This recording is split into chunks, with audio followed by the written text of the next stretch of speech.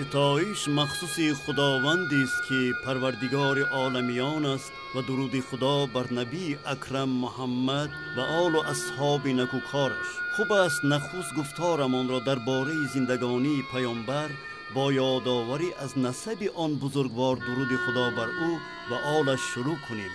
او محمد پسر عبدالله پسر عبدالمطالب، اسم اصلی عبدالمطالب شیبه ابن هاشم و نام هاشم عمرو ابن عبدالمناف ابن قصی ابن کلاب ابن مراد ابن کعب ابن لؤی ابن غالب ابن فخر ابن مالک ابن نضر ابن کنانه و همین طور تا عدنان تا اسماعیل علیه السلام پسر پیامبر بزرگوار ابراهیم خلیل الله علیه السلام ادامه می‌یابد. هاشم پسر عبدالمناف سخاوتمند، شجاع و ظاهراً بسیار زیبا بود. مثل برادرانش و تجارت شغل داشت و در بین مردم صاحب احترام بود. و شرافت او مکه از نقطه خرد سودا به مرکز سودا مبدل گشت. هاشم راه‌های وسیع تجاری دولت‌های روم و فارس را شنیده بود و بعد از واخوری با امپراتور روم اجازت گرفت تا مردم قریش نیز با آنها تجارت کنند.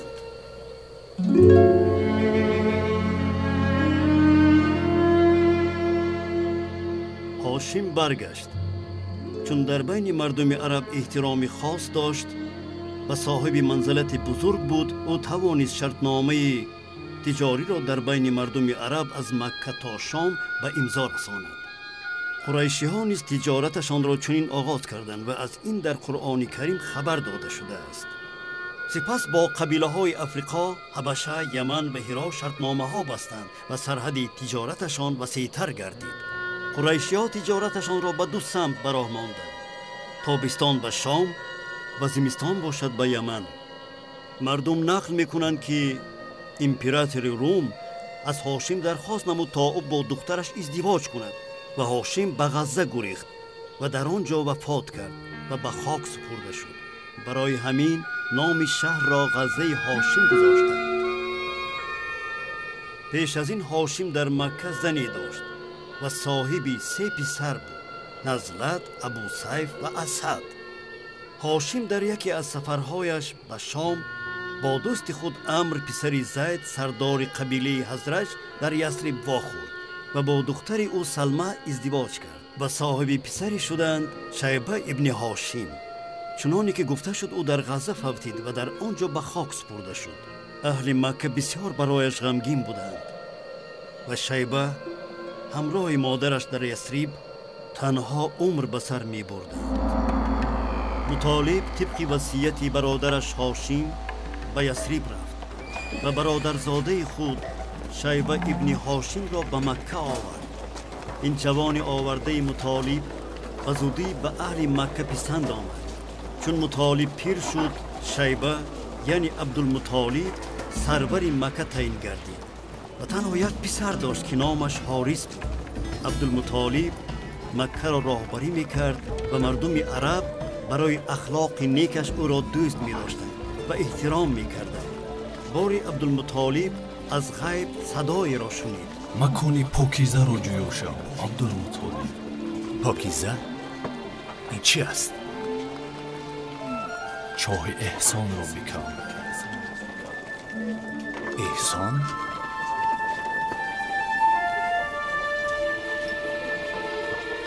چاه پوشانیده شده را بکن ای عبدالمطالب. چاه پوشانیده شده؟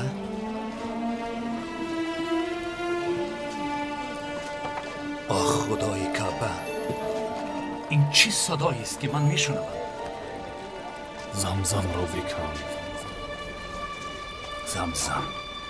چی است زمزم؟ چاهی است که هیچ با خشک و افلاس نمیگردد. تمامی زیارت کنندگان را سیراب میگرداند. در مکان افلاسی ها آنجا که زاغ‌ها نور میزنند جایگیر است. زمزم را مییابم. حارث، رفتیم پسرم، چای زمزم را میکنیم. این چاهی مادرمان هاجره و پدرمان اسماعیل است. زود باش. ای مردم قریش، با اینجا بیایید.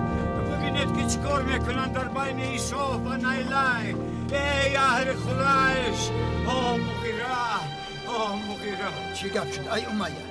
عبدالمطالب پسر هاشم در بین عیسی و نیلی چاه میکنند در نزدیکی کعبه، در مکانی که چهار پایانمون رو قربان میکنه. نمیگذاریم که او این کار را کند. مردم قریش اشتابید. یک طرف است. عبدالمطالب یک طرف. تو چی کار میکنی ای عبدالمطالب؟ عبدالمطالب شما چی میخواهید؟ ما نمیگذاریم که ای عبدالمطالب در بین خدایان ما عیسی و نیلی تو چاه میکنی. این مکان قربانگاهی ما و پدر و باباهایمان است. قسم به خدا من اینجا را میکنم. مگر شما نمیبینید که زمان اینجا چاه بوده است؟ بیکن حاریز. مایلش پدر. ما برای جنگ کردن آمده ایم عبدالمطالب. خاتمه ده این کار را. هرگز خاتمه نمیدیم. عزیزم بیا این کار رو نکن.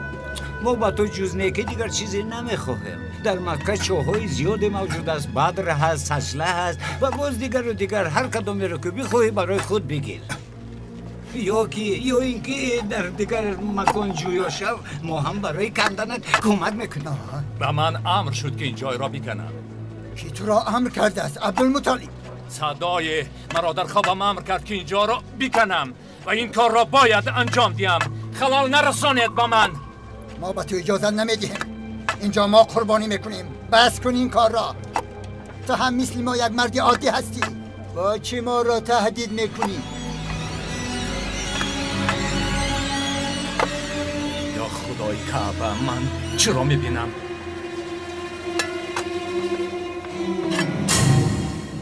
وای بر ما، چیکار کردیم؟ شاید خواب دیده اش راست باشد. شاید در زیر آن آب است عبدالمطالب.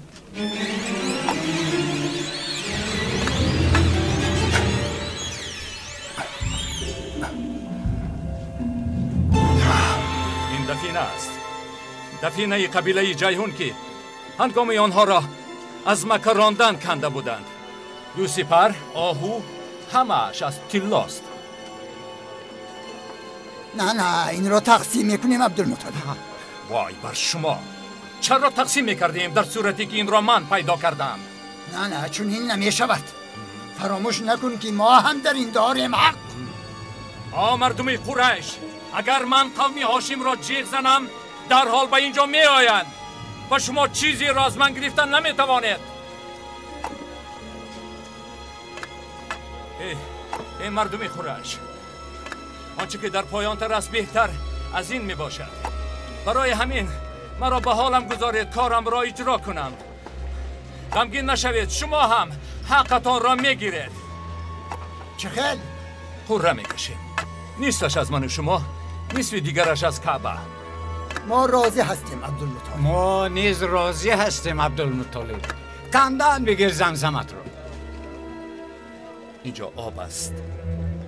ببینید مردم قریش، این آب زمزم است. چشمه پدرمان اسماعیل و مادرمان هاجره زیارت کنندگان را سیراب میگرداند و هیچگاه خشک نمی شود. خدا اجرت را بدهد عبدالمطالب ای سروری مکه.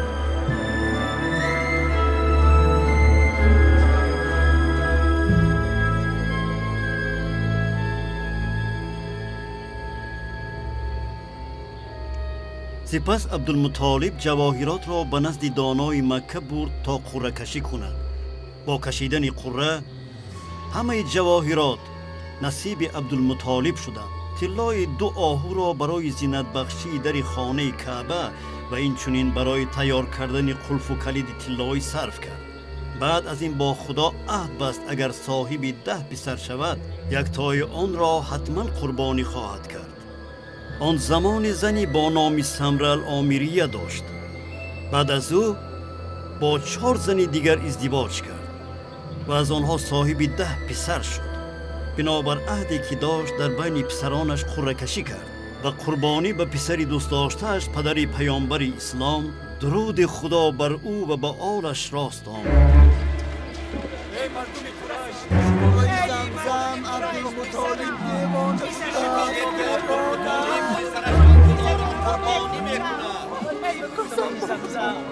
رو نجات دیوانه شده است.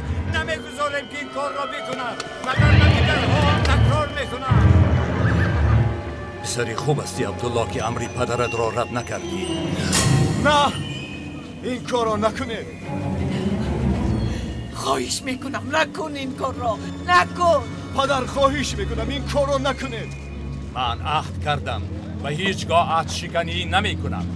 ای عبدالمطالب، ای سروری مکه، این کار را نکن آخر. این کار را نکن عبدالمطالب. این کار را نکنید ای سروری مکه. عهد من چی می شود ای اهل قریش؟ عبدالله عموزاده این من است. قسم به خدا من نمیگذارم این کار را بکنی. عهد من مغیره عهد شکنی نمی کند عبدالمطالب. این کار را نکن عبدالمطالب. عبدالله را رها کن. آخر او جگربندی تو است. آزیرا، آزوبای، حاریس، عبدالمناف، وای بر شما آخرین برادرتان است. عبدالمطالب مرا گوش کن برادر، بیا این کار را نکن وگرنه رسم و رسوم قریشی ها میگرده. مگر تو کسی نیستی که مردم از تو عبرت میگیره؟ تو را به خدا این قربانی را انجام نده. شاید راهی دیگری موجود باشد. برای این قربانی هر قدر پول و مال لازم باشد ما میپردازیم. شما چی ها میگویید اهل قریش؟ چی ها میگویید؟ آخر من پسری هاشم شخصی نیستم که به عهدم وفا نکنم. عهدی که به خدای کعبه دادم چی می شود؟ آخر او با رویایی که از روز روشن‌تر بود مرا گرامی داشت. بیا به نزد دانای حجاز میرویم، از او درباره این کار میپرسیم. اگر امر به کشتن کند پس عبدالمطالب اون را بکش، ولی اگر علاج در این کار ما یابیم و یا راه دیگری موجود باشد آن را قبول کن. به خدا سوگند او محبوب ترین فرزندی من است. آنگاه که به او گفتم رفتیم من تو را قربانی خواهم کرد، او گفت با جان و دل پدر رفتیم و همراهی من روان شد و لحظه ای تأخیر نکرد. شترها را آماده کنیم تا برویم نزد دانای حجاز. شاید او راهی حلش را پیدا کند. ای خدای کعبه، عبدالله را نجات ده. قول میدهم زر و زیورم را صدقه میکنم. ای خدای کعبه بندت عبدالله را نجات ده. عهد میدهم که به وزن مویم زر و زیورم را صدقه میکنم.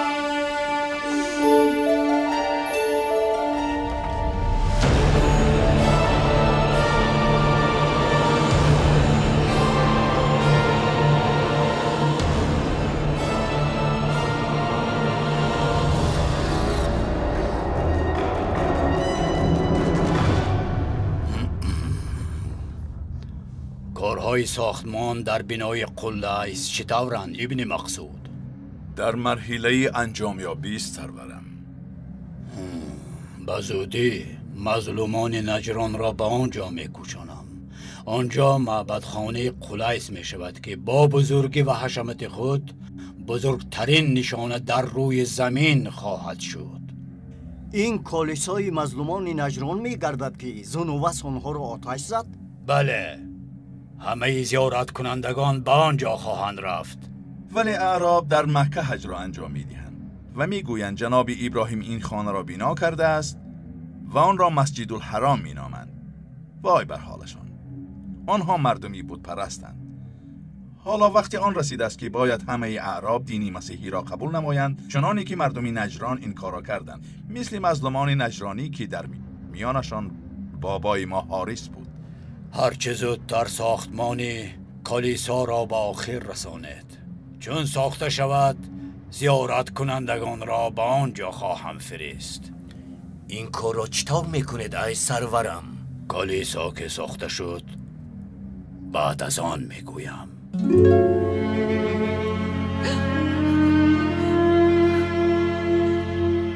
چی خبر است عبدالمطالب؟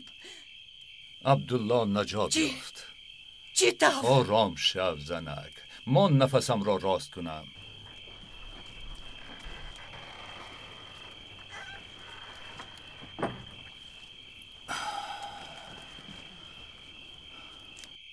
ما نزد دانای حجاز بودیم. او از ما پرسید خونبهای شما چقدر است؟ ما گفتیم 10 اشتر. او گفت کوره کشید بین 10 اشتر و پسرتان تا زمانی که پروردگارتان قربانیتان را بپذیرد. چقدر قربانی میکنیم؟ برای عبدالله لازم شود دارایی خودم، دارایی بنی هاشیم و پسران مطالب را قربان میکنم. حتی دارایی عبدالمناف و کل قریش را هم. اشترها را می افزاییم تا زمانی که خداوند قربانی من را بپذیرد. به ما رحم کن ای خدای کعبه. من باز زن میگیرم. هرچی میخواهی بکن سرورم، فقط خونبهای عبدالله را قربانی بکن. زودتر. جانم قربان عبدالمطالب، جانم قربان سرور مکه. فردا ما در خانه کعبه وا میخوریم. این از عبدالله و این از اشترها. پرتا قره ها را زودتر، پرتا قره ها را زودتر.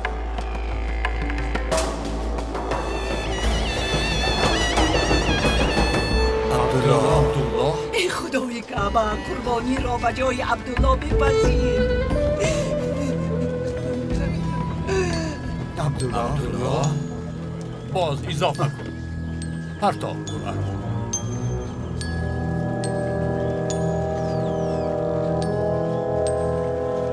عبدالله 10 اشتر دیگر علاوه کن تا پروردگارم ریسا شود. ای خدای کعبه رحم کن.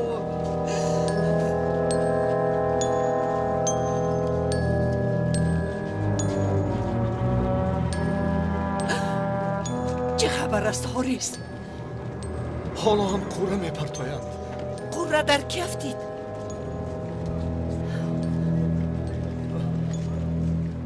پروردگار کعبه، صاحب این خانه، قربانی را برای برادرم عبدالله بپذیر و اشترها را برای عهد پدرم قبول کن. ما همه سوگند یاد کردیم اگر برای این عهد لازم شود تمام دارایی مطالب و خاندان هاشیم را هم خواهیم بخشید. عبدالله علاوه کن تا ریزا شدن پروردگار عبدالمطالب.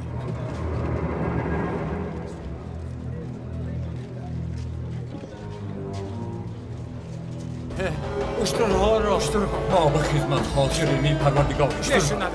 ما به خدمت حاضریم این پروردگار.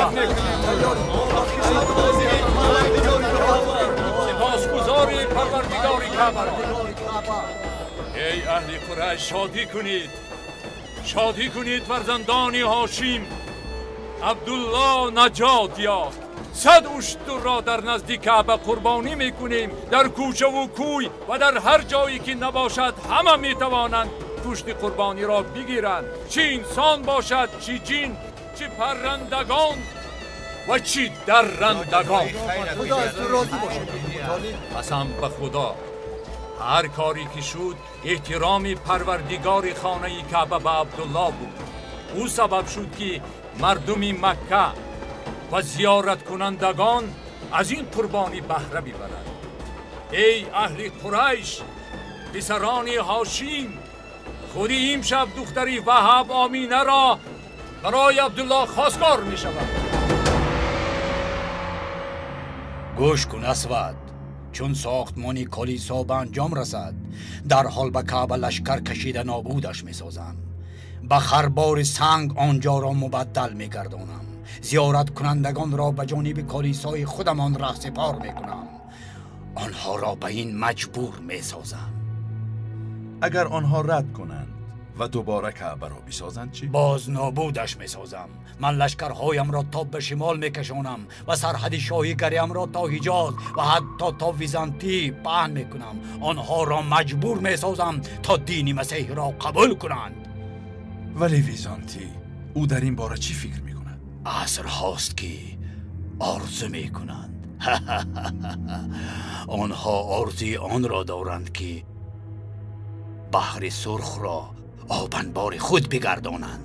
هر کسی که در ساحل‌های آن زندگی کرد دین آنها را قبول می کند.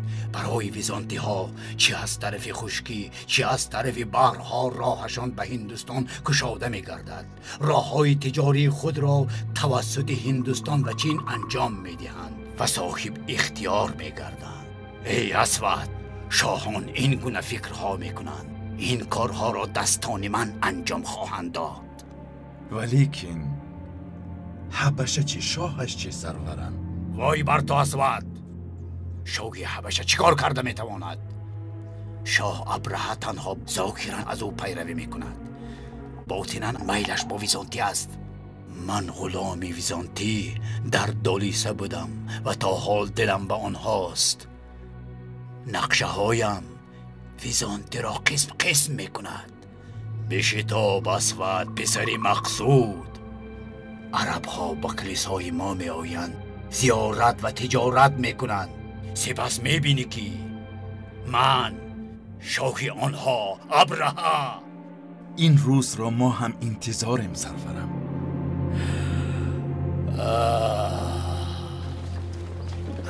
ای اهل قریش، شما سروران مکه هستید. ما از نسل لؤی میکوسه‌ای پیکای ها هلاک کردید. هاشم نیز وفات کرد که در غزه دفن شد. سپس مطالب که در یمن وفات کرد.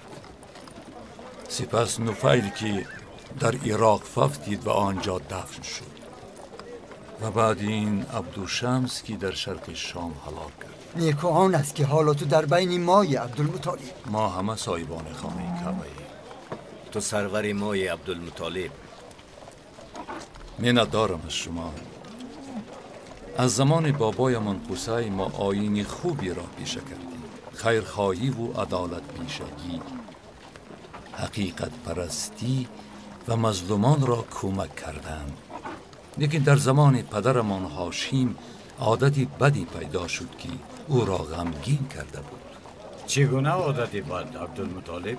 پدرم هاشم مردم قریش را نزد خانه کعبه گرد آورد و گفت بعضی از مردم قریش امروز زن و فرزندانشان را گرسنه و تشنه در خانه هایشان محکم کرده مرگ را انتخاب می کنند و طلبندگی را نه.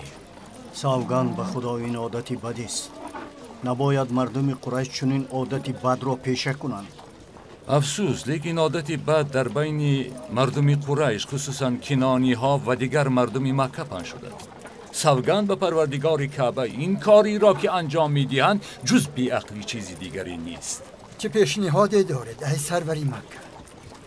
باید گفته شاعر متروک الوحزی را بکنیم. بپیوند دارا و فقرا را تا فقرا حس ناداری نکنند. به سنت پدرم هاشم باید برگردیم. هر دارا باید برادر نادارش را کمک بکند. آنگاه میبینی که در مکه گدای باقی نمیماند. مسافران و غلامانی که در مکه و اطراف آن زندگی میکنند حال آنها چی میشه؟ نفرانی که با زیارت کعبه آمدند و با هر راه و بهانه، و یا نفرانی که با مشکلی پیش آمده اینجا ماندند چی میشه؟ گپ زن، چی کار میکنی؟ با فقرا و غلامانی که دستگیر و خویشاوندی ندارند از قربانی های کعبه تام میدیم. و جای لباس باشد بازمانده لباس قریشیان را استفاده میبریم. اهل قریش، سایگان کعبه، اعراب شما عبرت می آموزد و غلامانتان ظلم نکنید. ای اهل قریش، بیایید به گرسنگان طعام بدهیم تا از گرسنگی باز ما را نخورند. تو چی ها میگویی؟ بس کنه پسر جوزون، تو در کاسه طلایی خوراک میخوری. در حجاز از تو ثروتمندتر کسی نیست. بیا مانه. به خدا این کاری پیشه گرفته قصی هاشم و سرور مکه عبدالمطالب آبرو و اعتبار بزرگ است. من دگهای کلان را آماده کرده پر از طعام میکنم.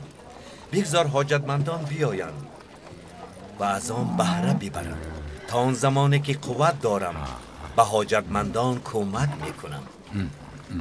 تو سخاوتمند هستی ابن جوزون. ای سروران اهل حرم، زیارت کنندگان خانه کعبه را خوب بپذیرید و احترام بکنید. عبرت آموزی مسافران خانه خدا باشید، چی در راست قولی، سخاوتمندی و چی در مناسبت نیکو. ای سروری مکه، حق را گفتید.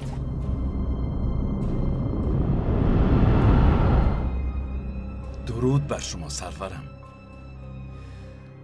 با تو چه شد اسود؟ غمگین و قهرآلود می نمایی. چه خبر است؟ ناخوشی سرورم. چه خیل ناخوشی؟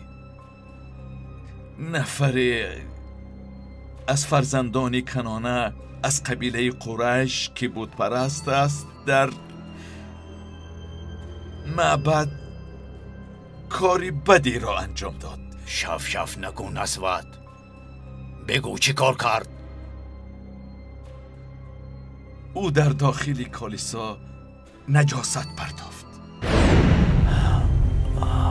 این هم بهانه است عین مدعا. هیچ کم نه اسود. ما دنبال بهانه می گشتیم برای حمله به حجاز و نابود ساختن کعبه. به خدا قسم این بهانه خوبی است برای عملی کردن نقشه هایمان.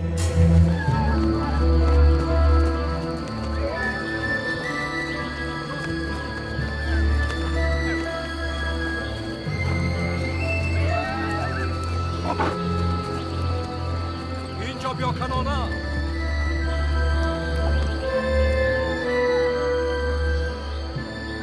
اینجا بیا.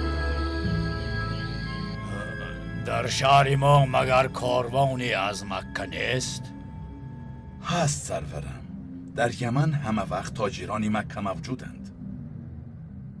نفرشون رو نزدم بیاور تا بفهمم کعبه برایشان چه اهمیتی دارد. از آنچه ما برایشان نقشه کشیده ایم مبادا پی ببرند. آنها چیکار کرده میتوانند؟ قسم به خدا چنان لشکری را بر ضدشان میتوزم که در برابرش ایستادگری نتوانند کرد و میبینی که به هر طرف گریزانند. آنها گنجشکانی را میمانند که عقاب بر بالایشان حمله کرده است. گوش کن اسود. مگر همه آنها کعبه را گرامی می‌دارند؟ بله، جز اندکی از آنان.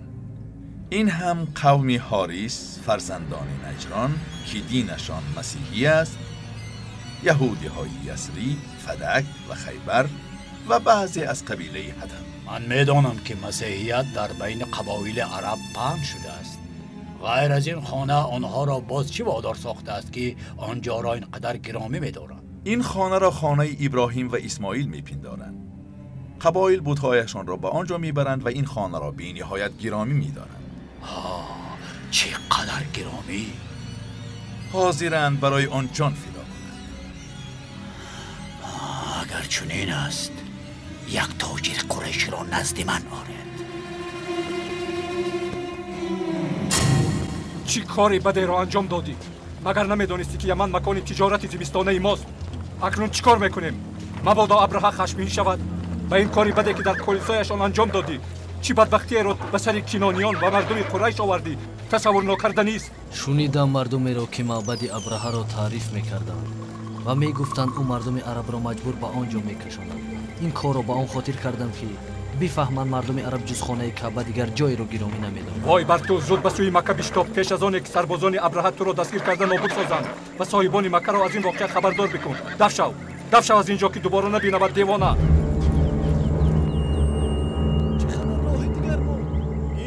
راه دیگر میخواهم عبدالمطالب را ببینم. او برای ما نیکی های زیاده کرده است و پاداش نیکی باید نیکی باشد. بشتابه.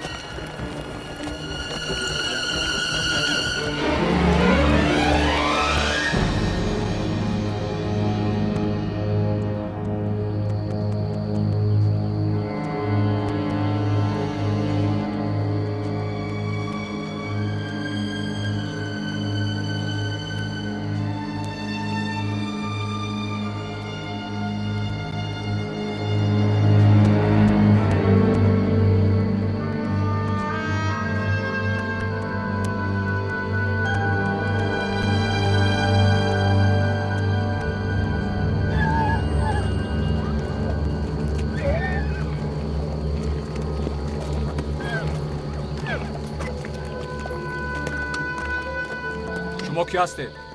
من هونت همیاریم، فرستاده شاه ابرهه. شاه؟ از من چی میخواهد؟ نزد او میرویم. چرا؟ حادثه رخ داده است یا با ما تجارت کردن میخواهد؟ من شاه نیستم. به نزدش که رفتیم خواهی دانست. مایلش کند. کارهای خودم را در کاروانسرا به انجام رسانم. بعد میرویم. نامت چیست؟ هشام پسر مغیره. پیش در راه هشام. نزد شاه میرویم. صبر کن خودم را آماده سازم.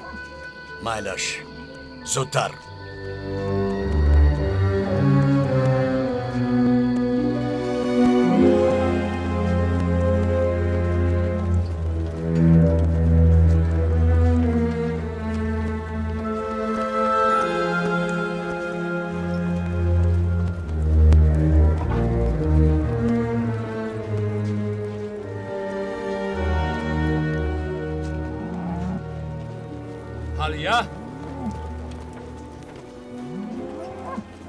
درود بر شما عبدالمطالب. فرزندانم چه حال دارند؟ خوبند. در خانه اند. اگر پسر به دنیا بیاید نامش را حمزه میگذارد. خدا برایتان هر چی میخواهید همان را دهد. بنشین حلیه. عبدالله و آمینه چه حال دارند؟ فکر میکنم بهترین ازدواج بین آنها بود. از آنها نسل نیکویی به دنیا خواهد آمد. خبری را تا امروز از شما پنهان داشتم. اکنون میخوام برایتان نقل بکنم. بگو حلیه، نقل کن. تو از همسرهایم خردتری، مادری فرزندان خردی منی. از پروردگار خانه کعبه آرزوی آن را دارم که از فرزندانتون خوشنود باشید. خوب حلیه، چیزی گفتنی بودی درباره آمینه عبدالله؟ درباره عبدالله شما میدونید رقیه دختر نوفل دوگانه‌ام رو ما هم دیگر رو احترام میکنیم. رقیه دیر باز از خانه نمی براید. اگر گاهی از خانه براید هم رو افتاده، چشمانش دویم غمگین و اشکالود است. با او چی شده است حلیه؟ او از خاندانی صاحب احترام است. برادرش ورقه حقیقت پرست و جوانی نکوکار است.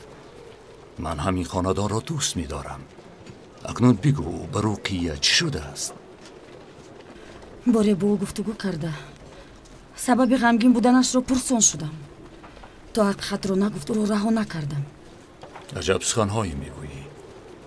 کو بگو با او چی شده است؟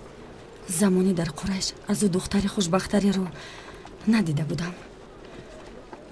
آن روزی که عبدالله رو قربانی میکردی او چادر خانه کعبه رو داشته گردی آن طواف میکرد و چون عبدالله نجات یافت شادیش رو حد و کنار نبود. آن روز از او خوشبختر من کسی رو ندیده بودم، اما آن خوشبختیش دیر دوام نکرد.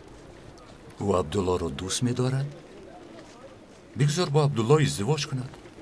منتظری چی است؟ ما سروران مکه ایم. کی از ما بیش از یک مراتب ازدواج کرده است؟ بعضی از مردها با 3-4 زن ازدواج کردند. مثلا مسعودی ثقفی 10 زن دارد. او چی را انتظار است؟ این رو میدوند، اما اکنون نمیخواد با عبدالله ازدواج کند. عبدالله این ازدواج را پذیرفته است؟ بله، اما رقیه رد کرده است. حلیه، تو چیزی را از من پنهان می‌داری. رقیه به من گفت آنگاه که عبدالله از خانه کعبه برآمد دیدم در چهرهش نور می‌درخشید. او را به نزد خود خواندم و از او خواستم با من ازدواج کند، ولی او مرا رد کرد و با آمینه دختری وهب ازدواج کرد. دیر نگذشته عبدالله خواست که با من هم ازدواج کند، اما من رد کردم، زیرا آن نوری که در پیشانه‌اش می‌درخشید او به آمینه الکی تحویل داده بود. به خدا خبری مهم است. چه نوری را در پیشانه عبدالله دیده باشد؟ از این ازدواج چی را انتظار بوده است؟ من نمیدونم عبدالمطالب. او درباره چیزهای سخن میرون که من چیزی نفهمیدم. عجیب سخن میکرد، گویا که چه حادثه رخ میدهد و اشک میریزند. از برای خدا با او گفتگو کن و با سخنانش خوب گوش بدی که چی میگوید. آمینه چیزی نگفت؟ آمینه به من گفت که بسیار در حیرت است. از چی در حیرت مانده است؟ او گفت زنها میگویند که دوران حمل آنها را اذیت میدهد، زود خسته میشوند. برای بعضی زنان برداشتن حمل مشکل است، اما او برعکس خودش را بسیار خوب احساس میکند. مثل دیگر زنها برایش برداشتن حمل مشکل نیست. برای همین او در حیرت مانده است. حالا این طور گوی؟ او میگوید از این حمل خودم را بسیار سبک احساس میکنم و گویا کسی از غیب با او کمک میکند. خاموش علیه، این را به کسی نگوی. این کودک را آینده بزرگی انتظار است. این تاجر مکه سردارم. درود بر شاه ابرهه. میدانی که چرا تو را به اینجا خواستم؟ بگوید عالی جناب. شخصی از قبیله شما کلیسایم را نجس آلود کرد. من تقاضا دارم که او را تسلیم من بکنید. شما از کاری کرده او خوشنود گشتید؟ نه جنابی شاه، ما این را اعتراف نمی کنیم. مردم آزادند، بگذار هرچی را که میخواهند پرستش کنند. اکنون چیکار کنیم؟ اون احمق کاری بدی انجام داد و به سوی وطنش فرار کرد. فرار کرد میگویی؟ شما میدانستید که او کاری بد کرد و گذاشتید که فرار کند. جنابی شاه، اگر خواهید از دنبالش آدم بفرستید. خویش و اقربای من در مکه که جای عبادتگاهی تمام مردم عرب است احترام خاصه دارند. من به آنها امر میکنم که خویشاوندان آن پلید ناکس را دستگیری نکنند و او را به شما سپارند. چرا شما این خانه را اینقدر گرامی می‌دارید؟ مگر خانه نیست که درونش پر از بت‌ها باشد؟ این خانه پدرمان ابراهیم بوده. برای ما خیلی مقدس است. خانه است که عرب را بزرگ می‌دارد. بزرگترین آرزوی مردم عرب این است که بار به سوی این خانه بیاید و آن را زیارت کند. گردی آن طواف کرده رکن به جا آورند و چهار پایان را قربان کنند. او را کعبه نام میبرند. به این هم مقدس بودن آن را همه میدانند. هر کی به نابود کردن این خانه کوشید خود نابود گشت و چندین شاهان را که قصد ویران کردن آنجا را داشتند نابود ساخت. برای مردم عرب آنجا خانه مقدس است. مگر راههای تجارتتان را نگشودم؟ اجازه ندادم مگر که کاروانهایتان به آرامی حرکت کنند؟ پاداشش این بود که در کلیسایم آمده نجاست پرتایید؟ نفرین، این ناممکن است. معنا ندارد آن بت‌های را که نه سود و نه زیان می‌آورند پرستش کرد. بهتر نیست مگر که به کلیسای من بیایید و اینجا را زیارتگاه بکنید. یمن این مکان تجارت شماست و از اینجا شما برای خود رزق و روزی پیدا میکنید و زندگیتان را پیش میبرید. جناب شاه، مردم عرب این پیشنهادتان را قبول نمی کنند و برای کعبه حاضرند جان خویش را نثار کنند.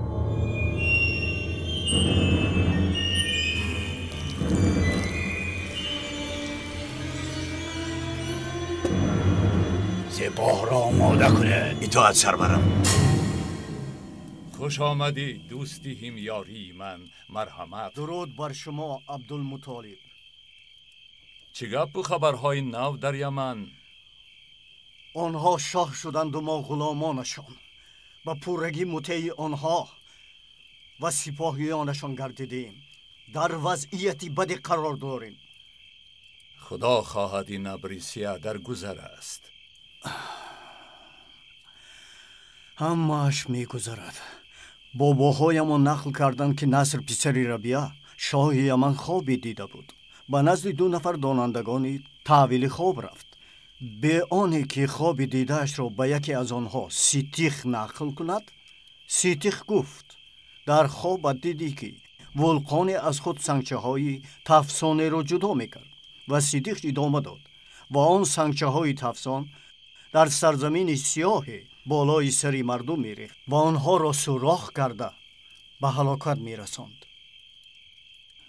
خوابی عجیب. شاه با او گفت بله این خواب دیده من بود. اکنون تعبیرش را با من بگو سیتیخ.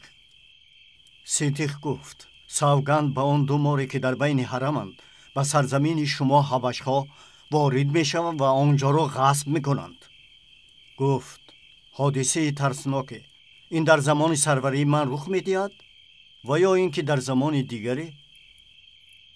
صدیق گفت دیرتر رخ میدهد، بعد از 60 یا 70 سال به وقوع میپیوندد. شاه پرسید این ناخوشی موقتی است یا همیشگی؟ او گفت بعد از 70 و چند سال این کار خاتمه مییابد، سپس آنها کشته میشوند و باقی ماندهشان فرار میکنند. پرسید که آنها را میکشد و از یمن میراند؟ گفت ایران پسر یزان آن که از ادین خروج میکند و یکی از آنان را در یمن نمیگذارد. پرسید حکومتش چند مدت ادامه مییابد؟ جواب داد زود سقوط میکند. پرسید از دستی کی؟ گفت از دست پیامبری با حکمتی که از جانب خدا به او وحی نازل می شود. پرسید اهل کجاست این پیامبر؟ گفت او از فرزندان غالب ابن فخر ابن مالک ابن نضر ابن کنانه، حکومتش در قوم او تا آخری زمان باقی می ماند. این خوابی عجیبی است. پیامبر از فرزندان غالب پسری فخر؟ از قوم تو عبدالمطالب.